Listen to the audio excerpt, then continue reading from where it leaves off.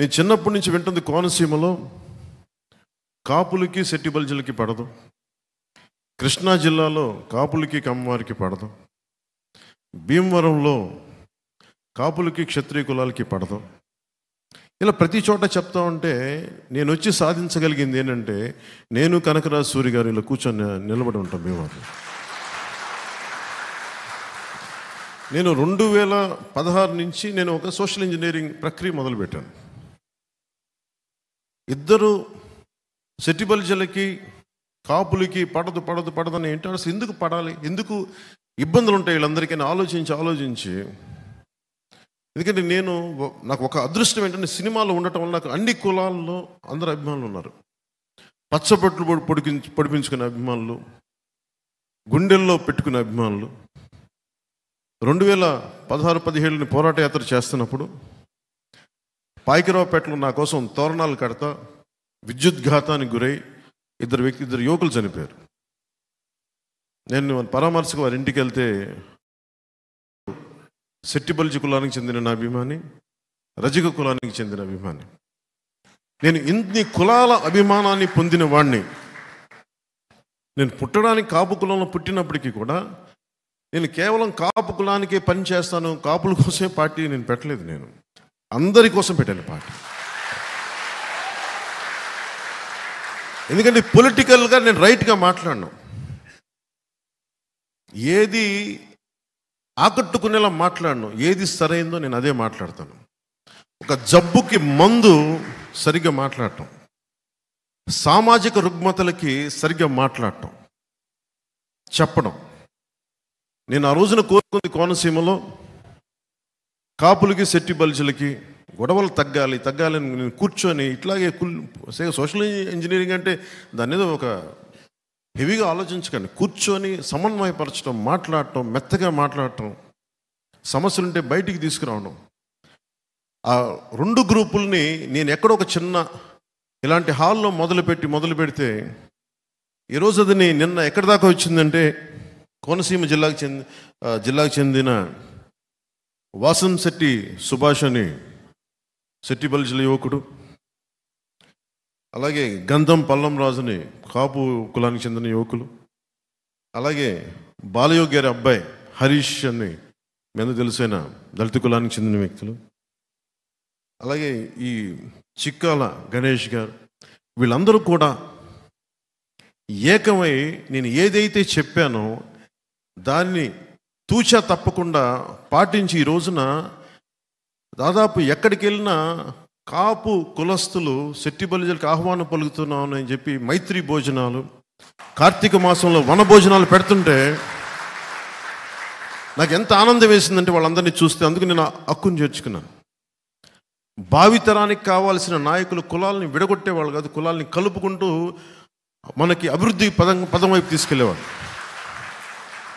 నేను అలాంటి యువకులు ఏ పార్టీలో ఉన్నా నేను గుండెల్లో చేర్చుకోవడానికి, హక్కును చేర్చుకోవడానికి, కొంతమంది తెలుగు వేరే పార్టీలో ఉన్న వాళ్ళందరినీ పక్కన కూర్చోబెట్టుకుని నేను ఒకటే చెప్పాను, మీరు రాష్ట్ర భవిష్యత్తుకి మీరే నాయకులు, భవిష్యత్తులో మీరు. అలాగే మన పశ్చిమ గోదావరి జిల్లాలో కానీ అన్ని జిల్లాల్లో కూడా కొత్త నాయకత్వం రావాలి. చాలామంది నాయకులు 80-90లో అలసిపోయారు. వారి అనుభవం మనం వాడుకొని, నేను కూడా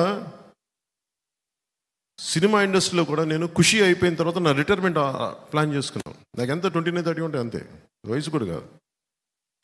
ఎందుకంటే ఇంక నేను ఇప్పటి నుంచి రిటైర్మెంట్ ప్లాన్ చేస్తే తప్ప కొత్త తరానికి అవకాశం రాదు. అలాగే పాలిటిక్స్కి కూడా రిటైర్మెంట్ చాలా అవసరం.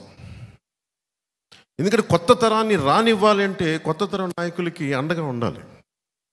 అలాంటి కొత్త తరం నాయకులకి జనసేన ఎప్పుడు వేచి చూస్తూ ఉంటారు. అలాంటి నాయకులు కనిపిస్తే మటుకు నేను రెడీగా ఉంటాను. సో నేను ఆ ప్రయత్నం దిశగా వెళ్తున్నాను. ఇంకొకటి, జగన్ కులాల్ని విచ్ఛిన్నం చేసే వ్యక్తి. అంటే ఇదందరూ మనం సోషల్ ఇంజనీరింగ్ సంబంధించి సమాజం ఈ రోజున భీమవరం నుంచి నేను పిలిపిస్తా ఉన్నాను.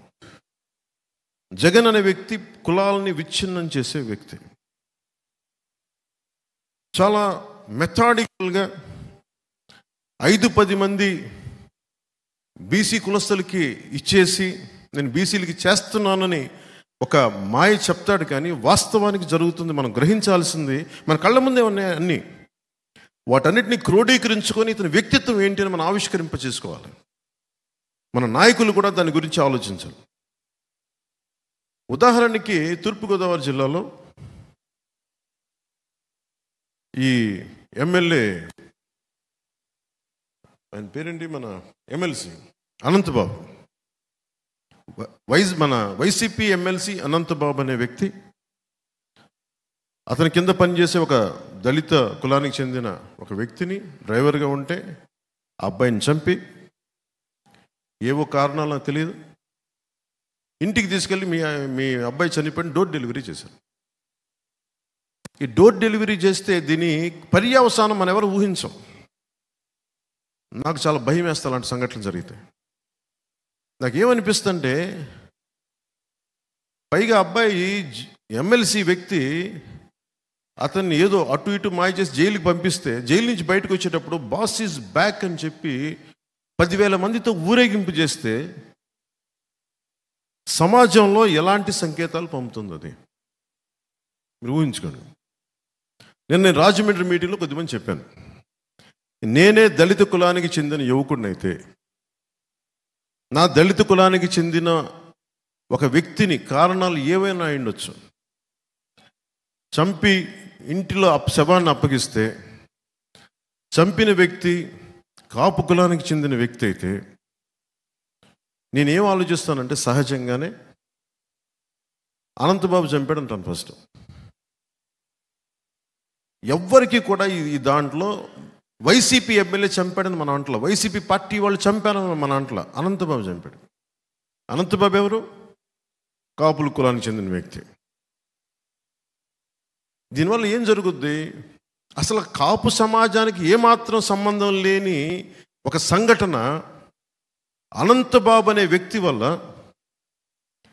దళిత కులానికి తెలియకుండానే కాపుల మీద శత్రుత్వం పెరిగిపోతుంది.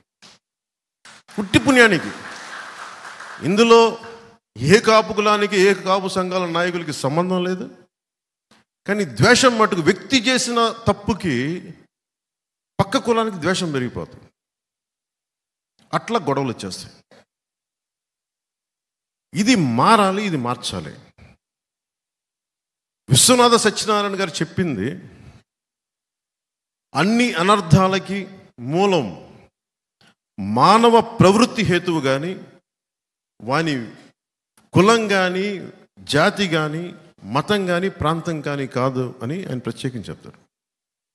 అంటే వాడి నేచర్, ఒక వ్యక్తి తాలూకు ఆలోచన విధానం అది మంచి చెడు నిర్ణయిస్తే తప్ప అతని కులం కానీ, మతం కానీ, జాతి కానీ, ప్రాంతం కానీ కాదు. అనంతబాబు చేసిన ఈ ఒక తప్పు జగన్ ఎలా ప్రేరేపిస్తాడంటే, విడగొడతాడు కులాలు. మీరు కొట్టుకు చావండి, జగన్ ప్లాన్ ఇదే.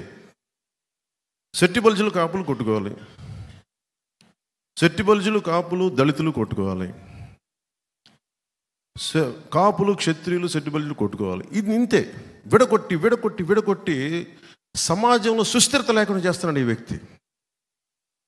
దీనిని మనకు నేను ఈరోజున ఒక ఎన్నికల కోసం మాట్లాడతాను. 2 నెలల్లో ఎన్నికలు ఉన్నాయి, ఇంకొక 50 రోజులు ఎన్నికలు ఉన్నాయి, నేను అభ్యర్థిగా నిలబడతాను. అసలు వీటి మీద ఏది కాదు నా ఉద్దేశం. నా గెలుపు ఓటంలో నేమో తాకు, డబ్బులు పోయినా ఉన్నా, పేరు వచ్చినా రాకపోయినా, నేను నిలబడేది సమాజం తాలూకు సుస్థిరత. ఎవరిని గుర్తుపెట్టుకుంటాం ఈ రోజున? ఎవరిని గుర్తుపెట్టుకుంటాం ఈ రోజున? పొట్టి శ్రీరాములు, అమరజీవైన పొట్టి శ్రీరాములు గుర్తుపెట్టుకుంటాం. ఎమ్మెల్యే కాదు, ముఖ్యమంత్రి కాదు. అసలు ఈ నేల ఏర్పడిందంటే అతని బలిదానం, అలాంటి గుర్తుపెట్టుకుంటాం తప్ప వందలాది మంది ఎమ్మెల్యేలు వచ్చారు వెళ్ళిపోయారు, వందలాది మంది ఎమ్మెల్యేలు వచ్చారు వెళ్ళిపోయారు, ముఖ్యమంత్రులు వచ్చారు వెళ్ళిపోయారు, గాల్లో కలిసిపోయారు. వాళ్ళు ఎవరు గుర్తులేదు. ఒక పొట్టి శ్రీరాములు గారిని గుండెలో పెట్టుకుంటాం. అంటే ఈ సమాజాన్ని కలిపే వాళ్ళని గుర్తుపెట్టుకుంటాం తప్ప జగన్ ఈరోజు ఉంటాడు, ఇంకొక ఎన్నికలు అయిపోయింది గుర్తు కూడా ఉన్నాడు ఈ వ్యక్తి.